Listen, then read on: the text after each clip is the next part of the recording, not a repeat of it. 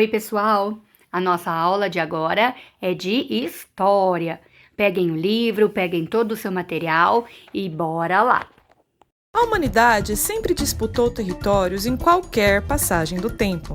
Geralmente, conquistavam território, exploravam recursos naturais, escravizavam os povos nativos e enriqueciam seus governantes. No caso, falaremos sobre o Reino de Portugal. Quando o rei decidiu não perder o território do Brasil, ele doou as terras para 14 nobres portugueses colonizarem. Essas terras receberam os nomes de capitanias hereditárias, porque passaria de geração em geração e muitas riquezas deveriam ser enviadas para Portugal. A capitania hereditária que deu origem ao estado de São Paulo foi a de São Vicente, atual Baixada Santista. O nobre que recebeu essas terras foi Martim Afonso de Souza e fundou a primeira vila europeia no Brasil. A colonização começou desse lugar para todo o resto do estado de São Paulo.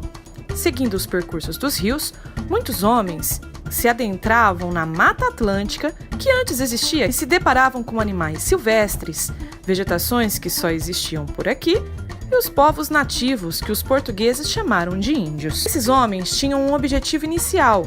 Eles trabalhavam para os donos das terras e iam em busca dos índios para o fazerem escravos. Esses homens eram os bandeirantes. Para capturar os índios, se adentravam na mata, abrindo caminhos, com o passar do tempo, formando novos vilarejos, novos povoados, e desses povoados formando novas cidades, como, por exemplo, Sorocaba, Jundiaí e Campinas. A vegetação foi modificada. Agora, as matas dariam lugar a uma única plantação em escala gigantesca de trigo e depois de café no estado de São Paulo. Os portugueses trariam outros animais para cá, modificariam também a fauna e a flora. Mas você acha que os índios aceitavam calmamente? Claro que não. Por isso, apenas 2 das capitanias hereditárias darão certo para Portugal. Os índios invadiam em defesa de seu território e muitos mesmo, foram assassinados, capturados ou feitos de escravos. Quais eram as atividades e funções dos bandeirantes? Qual era o seu papel com relação à escravidão implementada na América Portuguesa? Não por acaso, a imagem dos bandeirantes foi associada à conquista do território brasileiro. É importante destacar que o território que hoje identificamos como América do Sul era ocupado por muitos povos indígenas. A maioria desses povos conservava seus costumes, seus territórios, seus deslocamentos. Em algumas regiões da América, desde o século XVI, religiosos como os jesuítas estabeleceram missões, nas quais administravam os indígenas e promoviam a sua conversão ao cristianismo. Além de se deslocar pelo interior da América em busca de metais e pedras preciosas, os bandeirantes atacavam aldeias e aprisionavam integrantes de povos indígenas para escravizá-los. As áreas em destaque mostram locais de apresamento dos indígenas que muitas vezes entravam em conflito com os religiosos, fato que resultou na expulsão dos jesuítas de determinadas localidades. Essas são as ruínas da igreja de São Miguel, povoado que recebeu nativos expulsos em razão dos ataques bandeirantes no século XVII. A ação dos bandeirantes provocou resistências armadas de povos indígenas em conflitos registrados ao longo do período colonial. Além de tentar escravizar os indígenas, os bandeirantes também atacavam quilombos, com o objetivo de reconduzir à escravidão os negros africanos que haviam fugido do cativeiro. Os quilombos abrigavam ex-escravos e até grupos indígenas que resistiam à escravidão, cujas histórias estão ligadas à ocupação da terra. Ainda hoje, muitos descendentes de quilombolas lutam pelo direito ao reconhecimento de suas terras. A expansão territorial realizada pelos bandeirantes foi, portanto, marcada pela violência contra parte da população que então habitava o território brasileiro. E os efeitos disso podem ser percebidos até hoje. A nossa aula de hoje vai falar um pouquinho sobre os bandeirantes. Agora que vocês conheceram um pouquinho, abram na página 86.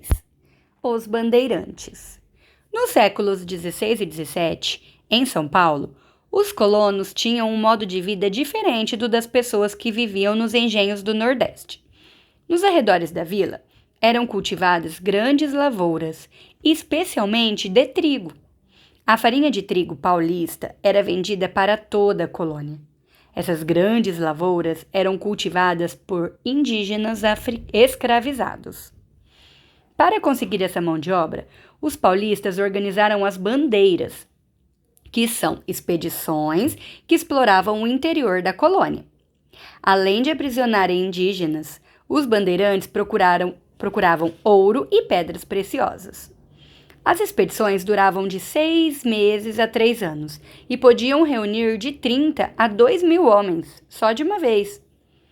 Elas eram formadas, em geral, por 1 ou 2 líderes experientes, por outros homens livres e por muitos indígenas, alguns livres e outros escravizados. Eles caminhavam pelas florestas, seguindo o curso dos grandes rios, abrindo caminho a golpes de facão. Então, graças aos bandeirantes, né, eles tinham muita mão de obra para trabalhar nas lavouras de trigo, ok? E cada expedição que os bandeirantes faziam, eles chamavam de bandeiras. Então, como vocês viram nos vídeos, eles abriram caminhos, né?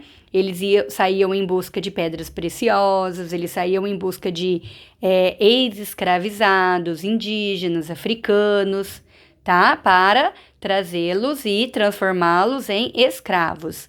Claro que muitos lutavam, muitos resistiam, né?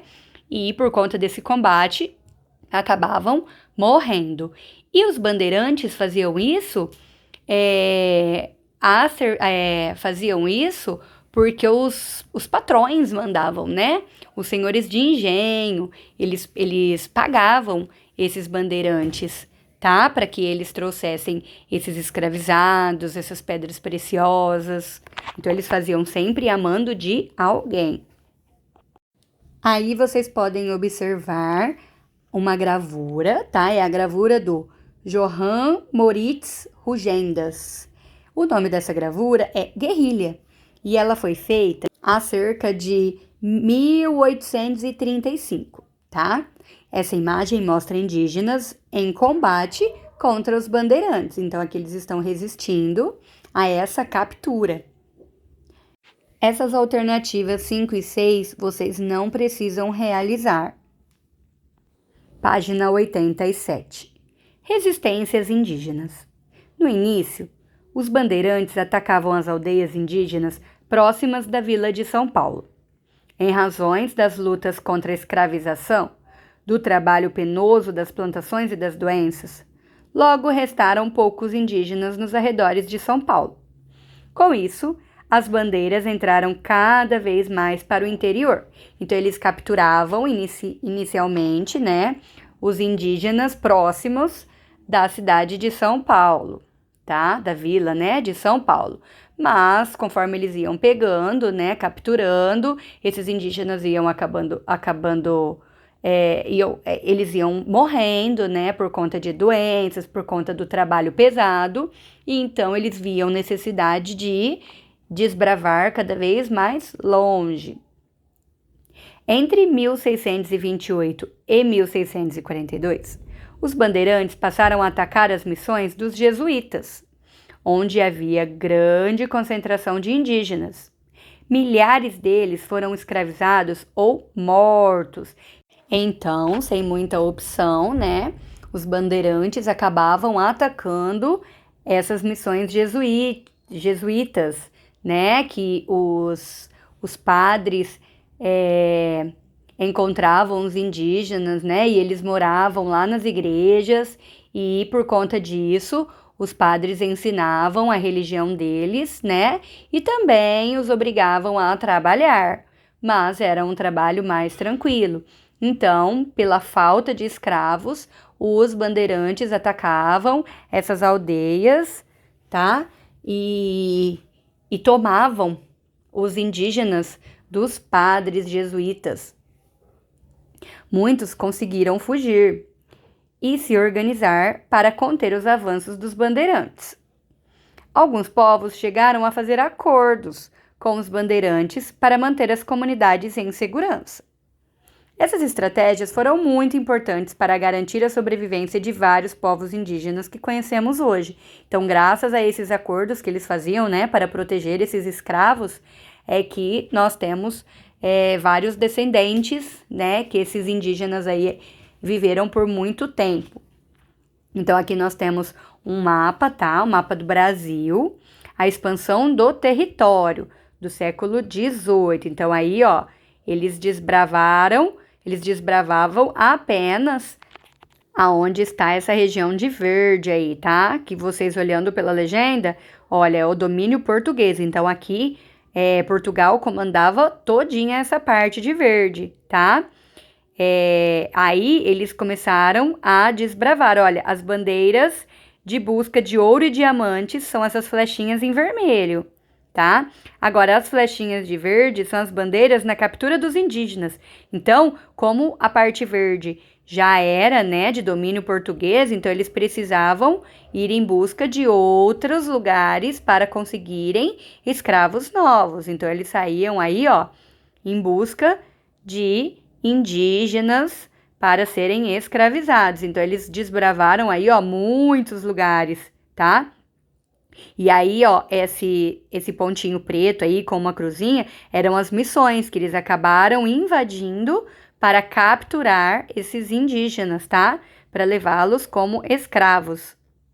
Então, aí é uma fonte de pesquisa, olha, esse mapa quem fez, né, quem desenhou foi o Cláudio Vicentino, tá? Esse mapa foi tirado do Atlas Histórico Geral e Brasil. Foi feito em São Paulo pela editora Scipione no ano de 2011. E esse mapa se encontra na página 101 deste livro. Essas perguntinhas do item 7 também não precisam ser feitas. Agora vamos para as atividades da página 88. Aprender sempre. 1. Leia o texto a seguir.